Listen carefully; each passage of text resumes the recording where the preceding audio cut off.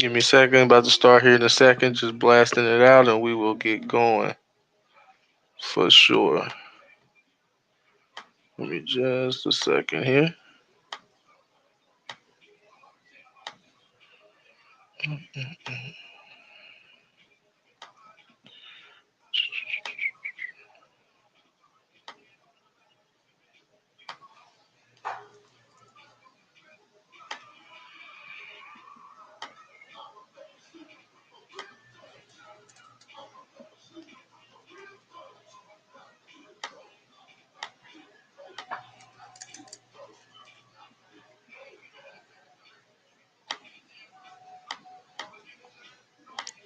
All right, y'all. Welcome to Timeout with Coach Cam. Today we'll keep it all Cincinnati, man. We're going to discuss Bengals. What does the late rally win of the last two games do for the organization or does for this team moving forward? Also, we will discuss UC versus Georgia, key matchups, and my predictions for that game. I appreciate you guys for tuning in. Let's go.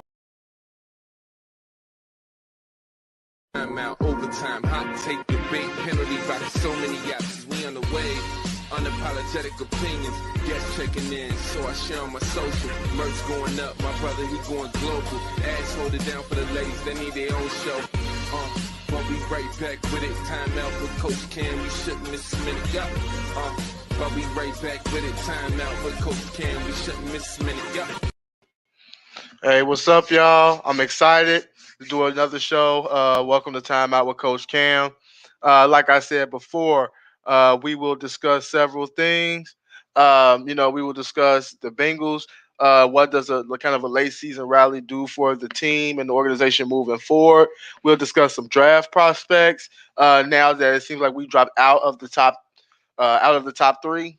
I'll definitely talk about some draft prospects that the Bengals need to keep their eye on, and I'll discuss UC versus Georgia and the matchup that they have, some key matchups to look forward to in the game, and also the prediction for that game. However, let's get into it right away. What's up, my guy Brandon in here watching? Can't looking like a Bengals QB looking at 6-man rush coming.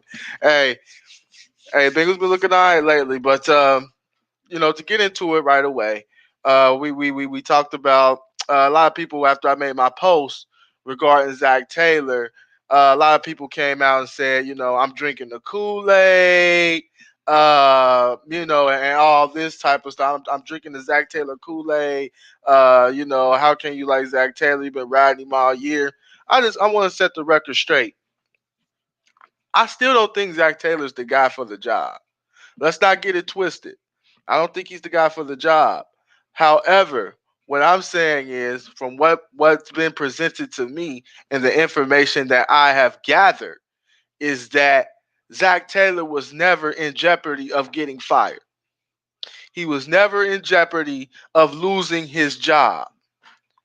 So if that's the case, I'm not for tanking for alignment.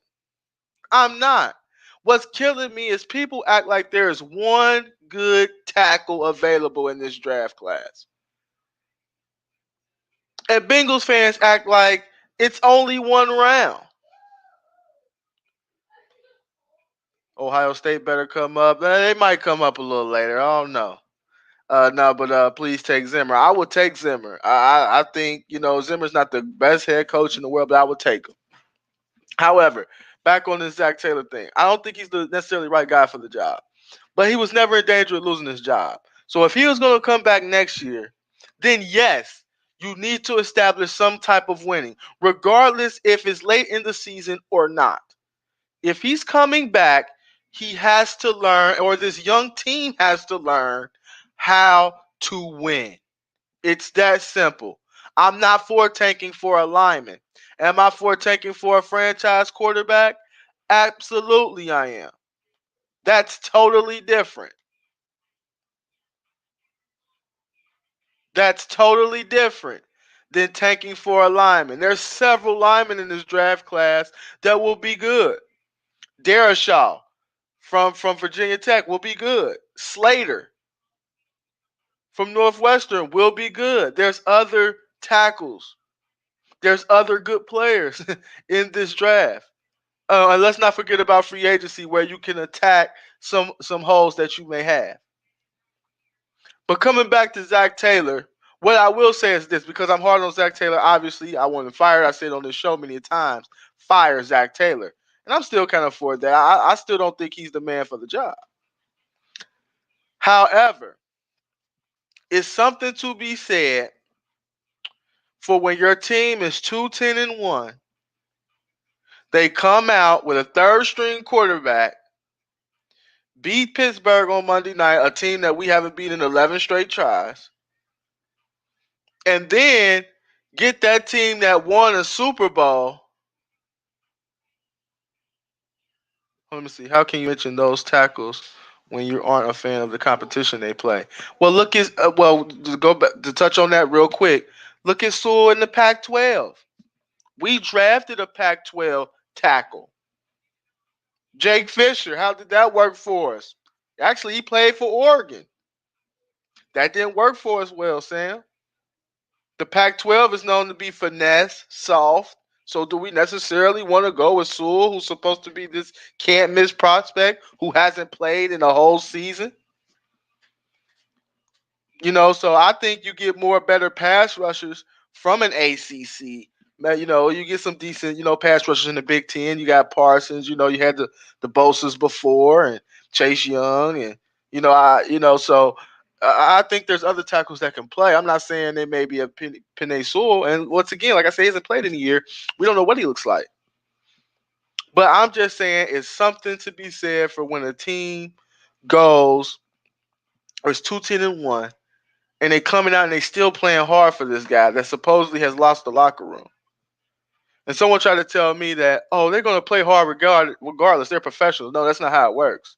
Once a team is out of the playoffs, you got guys thinking about vacation, where they're taking their kids, trying to get out the season healthy so they won't have to spend the offseason rehabbing so they can actually enjoy some of their offseason. A lot of these players might be elsewhere besides winning a football game when they're 2-10-1. But to get them to galvanize them and to win against Pittsburgh on the Monday night, and then turn around, which was kind of like our Super Bowl, turn around 6 days later and go on the road and beat the Texans, who was not good, but however, this is your first road win as a coach. I'm not saying Zach Taylor's the guy for the job. What I'm saying is I do give kudos to him for galvanizing this group and still have them fighting hard and still have them playing hard towards the end of the season. And if he was going to return back anyway, that's good for this young group. That's good for this team because they have to learn how to win. A lot of these guys wasn't here with Marvin Lewis, so they don't know what winning is like. They don't know what's winning 10 games like. They don't know what's winning 12 games a year like. But if you get them learning how to win, string a couple wins together back to back, see how that feels, that can possibly lead into something for the following year. That's the optimistic look of the Cincinnati Bengals right now. And everybody thinks the draft is over because we may not get Sewell. The draft is not over. We got other holes. I understand the line is the number one hole we have. Obviously, we lost Joe Burrow because of the line. But however, we need a speed receiver. We can use a tight end. We need an edge rusher. We need corners. We still need a lot of things on this football team. And if you're telling me we can maybe address the line in free agency and get a Jamar Chase or a Kyle Pitts, depending on where we drafted, now you have something. Now you're filling more holes than one. People act like the draft is the only way to fill a hole. Bengals spent money last year. Unfortunately, it didn't work, but they spent money. So maybe if they, do it again, spend a little. I'm not saying break the bank. I'm not saying spend 145 million, but spend in spots where you need holes at the guard position, maybe another tackle position. Fill that spot, not with a band-aid player. Fill it with a good player that can actually play, that can come in and start. Not a fringe starter, but a National Football League starter at that position. That is going to be key. That's going to be key. But if we can't get Sewell, I don't want us reaching that number 5 for the next lineman. I don't want us to do that. I don't want us to do that at all. If that's the case, give me Jamar Chase, give me Kyle Pitts, or trade down. I'm all for trading down as well. I'm all for trading down as well, just because when I mean we like I said we got so many holes we can use several picks. If someone willing us to trade a first round pick, flip flop them, give us they two this year and a one next year to drop down, you gotta seriously consider that. You have to consider that. To get back on some comments here, but it's hard for the Bengals to sign big name free agents. I get that, but last year we honestly tried. We ended up getting one of the best interior defensive lineman that was out there in free agency, which was DJ Reader. Signed him to record, interior lineman money. Unfortunately, he got hurt about week 5, week 6, but he was doing what he was signed to do, which is to stop the run. Uh, Sean Carter says, Cal Pitts if we don't get sued. I love the idea of Pitts because the idea of having Pitts is the whole division can't guard tight ends. We can't guard tight ends. The Steelers are not good at guarding tight ends. The Ravens are not good at guarding tight ends, and neither are the Browns. And if we get someone like Kyle Pitts that can take advantage of those mismatches against the safeties and linebackers and open up the middle of the field for Joe Burrow, who loves to throw the tight ends, that's a money pick to me. But you got to be aware of Kyle Pitts. You know, uh, drafting the tight end that high is rare. It's very rare. So you got to be careful with that too. But I'm all in on Pitts. I like how Pitts he could be a matchup nightmare. For the Cincinnati Bengals, especially with the outside and receiver threats we have. Sam says, "Will Jim Turner still be there?" There was an article that said he was the reason we didn't get free agent O lineman. He said he didn't want new linemen. There was a report on that. I'm hearing here there will be changes to some coaches on the coaching staff. I'm not sure if that's Jim Turner. I'm not sure if that's Lou. I'm not sure who that may be. But I have a feeling that Jim Turner will be gone. He was a big component in saying that he didn't want new linemen. He felt confident in the linemen that he had already. And for some reason, he thinks Bobby Hart can become the next Willie Anderson, which to me is crazy. But like I said all along, Jim Turner is a bad coach. Jim Turner is, not a good person. It's a reason why when Zach Taylor got the job and Jim Turner was hired, you had 3 guys retire before the season started. That's eye telling to me. That's very telling to me. But Jim Turner doesn't. I don't think he'll be back. But to be seen. But I did hear that some as coaches on these coaching staff will go. Zach will stay. Um, but however, like I said, I understand people want to tank for a pick, but you can't keep tanking forever. The guys that's here, the quality guys that you want to keep and say that they're good, we have to have them learn how to win football games. And I'm all for winning these late games, especially since I know that if Zach Taylor's coming back, which it sounds like he was anyway, and was never in jeopardy. If that's the case, win these games at the end of the year. Maybe he's growing as a coach. I don't know. Maybe he is because the game plans definitely seem different. Definitely seem different. And I think without having Joe Burrow has helped him coach more. You have to run the football. You can't rely on your number 1 draft pick slinging the ball 50, 60 times. The last 2 weeks, the game plans have been good. I know the defense has been bad, but right now, we've been coming together with some good game plans, and Zach Taylor's been coaching. I'm gonna give credit when credit's due. He's been coaching well these last couple weeks, but it's yet to be seen if he can do it over a full season. Hopefully, he can get some better coordinators in here, especially the DC. I'm still not sold on Lou. And I'm definitely not sold on Jim Turner. I think if we can get an upgrade from those 2 spots, I think the team can move forward and be much more successful. The head coach is responsible, however, but your assistant coaches have to be on point too. Um, so definitely, let's see here. Cornerback and linebacker help. Yes, I agree with that. I I honestly like the young linebackers we have. Wilson has been out for a couple weeks, but I like Davis Gaither. I like Wilson. Pratt makes flash plays. He's bad in the run game. Josh Bynes is bad, but if they play those young guys more, I think you'll see them improve at a more rapid pace than what they are. It just seems like they haven't been getting enough snaps for some odd reason. Every time they're out there, they do decent. We do definitely need secondary help. I don't know what they're doing with William Jackson. I think he's going to get franchise tagged. Um, but we definitely need some corners. I'm anxious to see how Trey Waynes will fit in. But to me, he's like a Drake Kirkpatrick clone.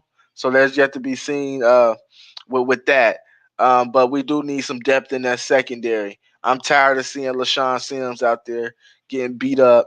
And if we can find a way to get Darius Phillips to the number 3 corner, I think you have a solid cornerback room.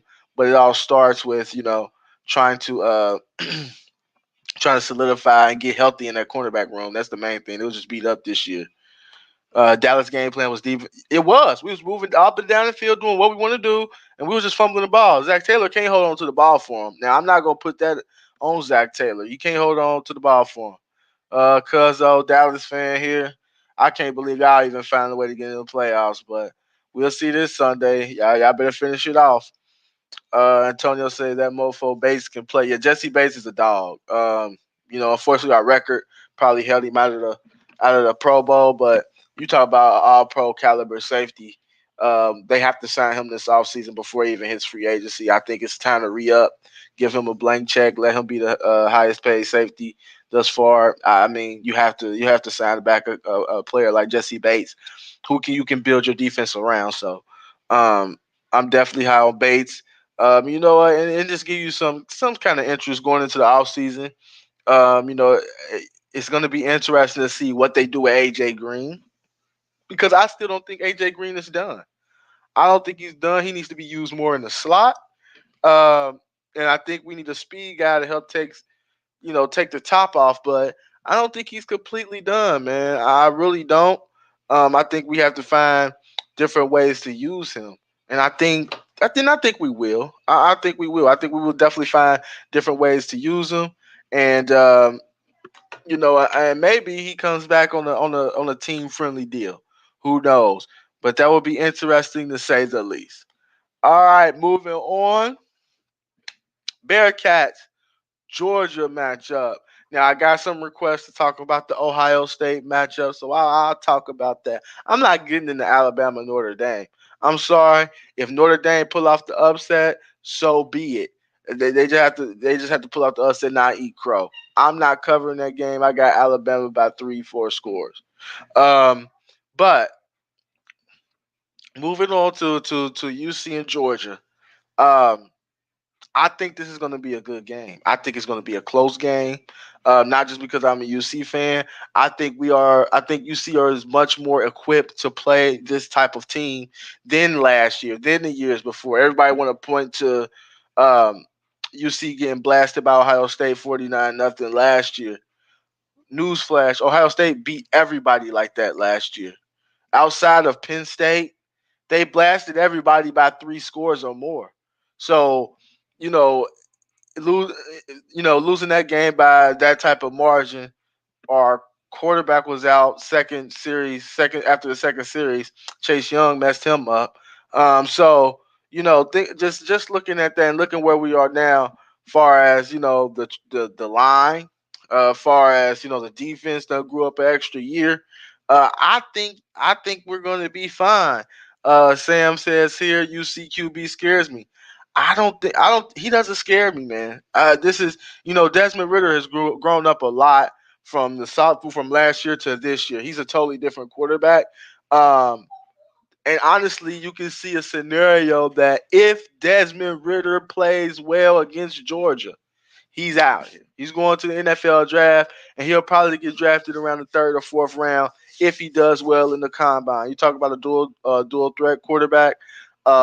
Arm is not the strongest, but with this new age, the quarterback, he definitely has a chance to at least make an NFL roster. And I think if you see him play well against Georgia, he will declare for the NFL draft.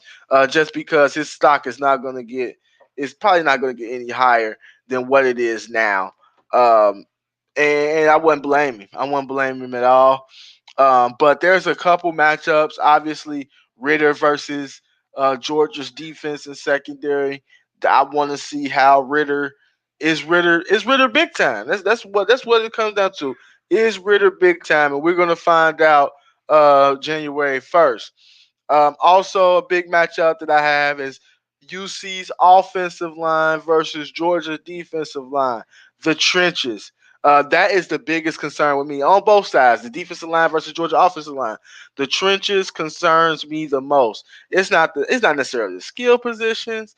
It's the trenches. I'm worried about will we be able to stop Georgia's run because they ran for their last two games. They ran for over 300 yards, and we know Georgia produces NFL linemen like crazy. They're big up front, so that definitely, concerns me, into that game. Also, I want to see UC secondary versus Georgia skill position guys and Georgia's quarterback. I want to see if our secondary is as good as advertised.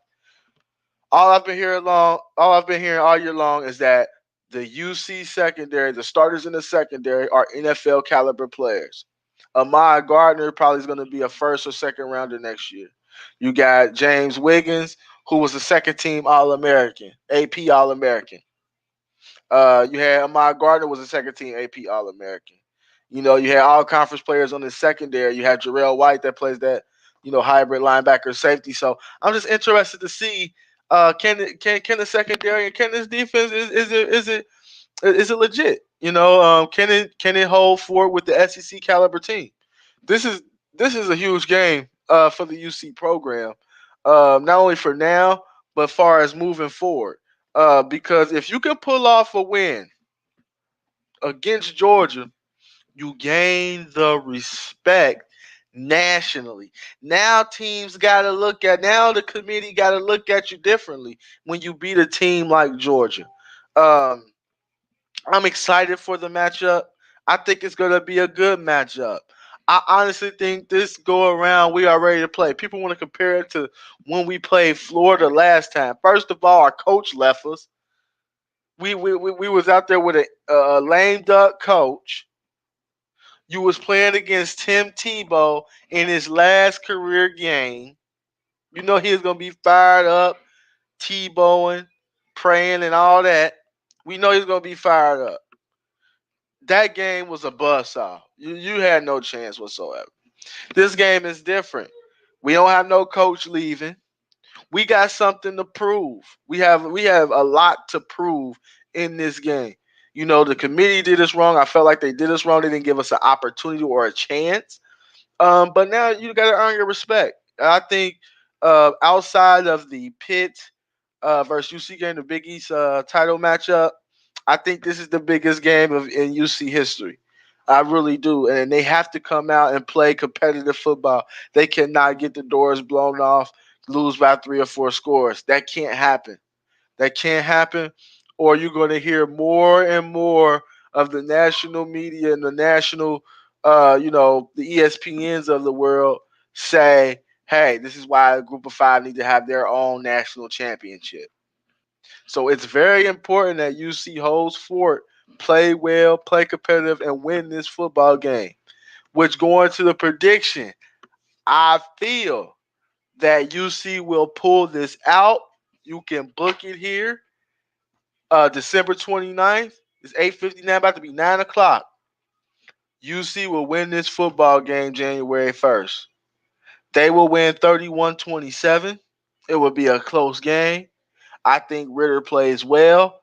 And I think he will after the season will opt for the NFL draft. I really do. Like I said, I don't see him being like a first round pick, second round pick, or nothing like that. But around a third or fourth round pick, I do see that, and I don't think it's not going to get any higher. But I think he plays well. I think the defense plays well. I think they find a way to figure it out and get the dub. All right, moving on here, y'all wanted me to talk about Ohio State here. I'm gonna talk about Ohio State.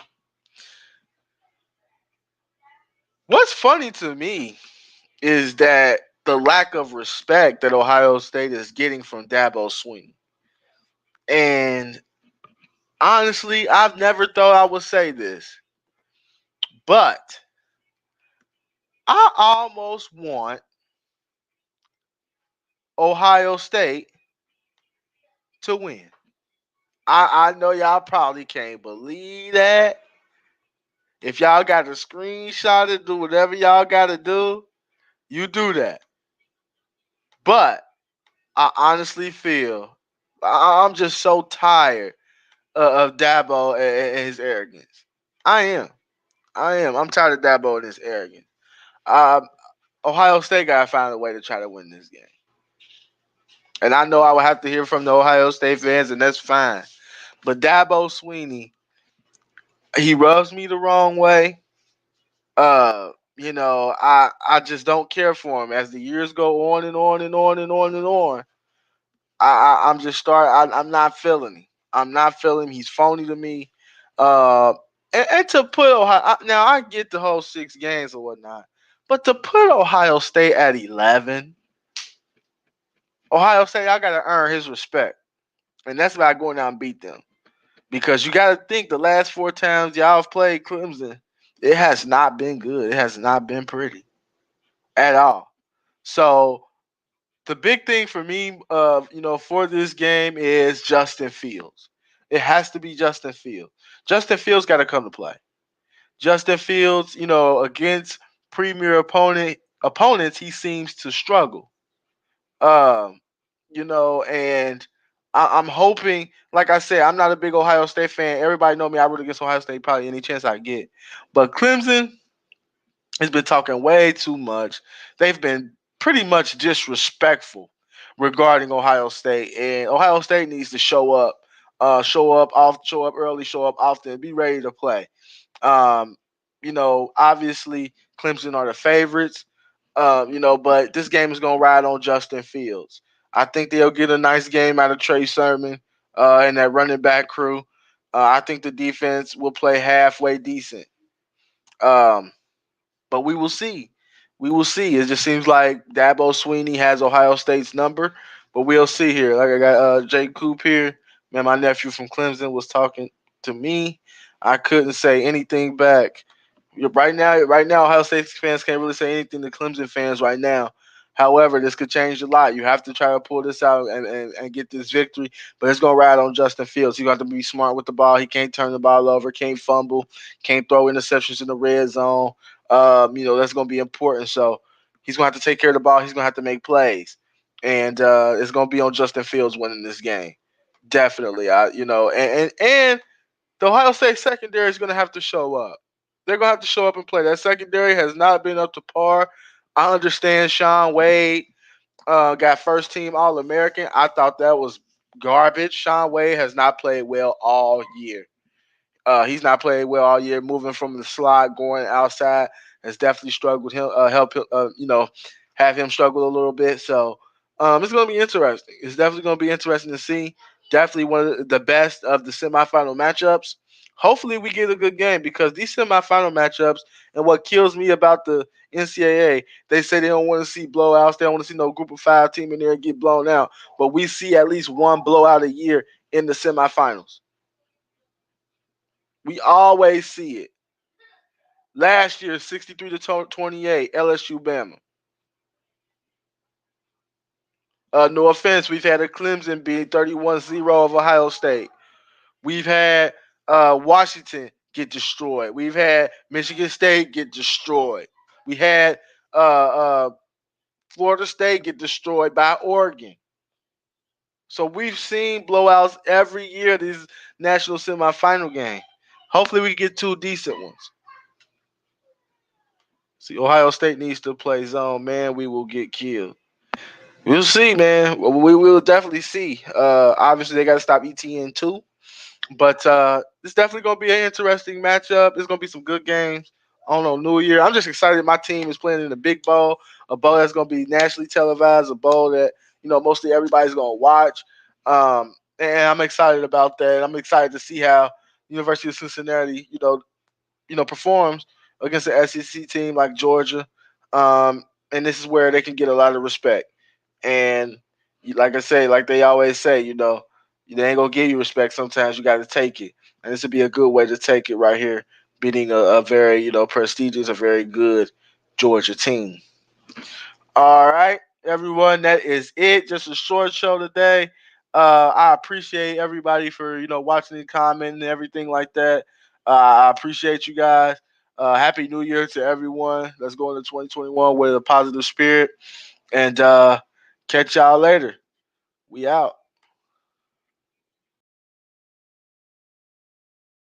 Timeout, overtime, hot take, debate, penalty by so many options. We on the way. Unapologetic opinions, guests checking in, so I share on my social. Merch going up, my brother, he going global. Ads hold it down for the ladies, they need their own show. We'll be right back with it. Time out with Coach Cam, we shouldn't miss a minute.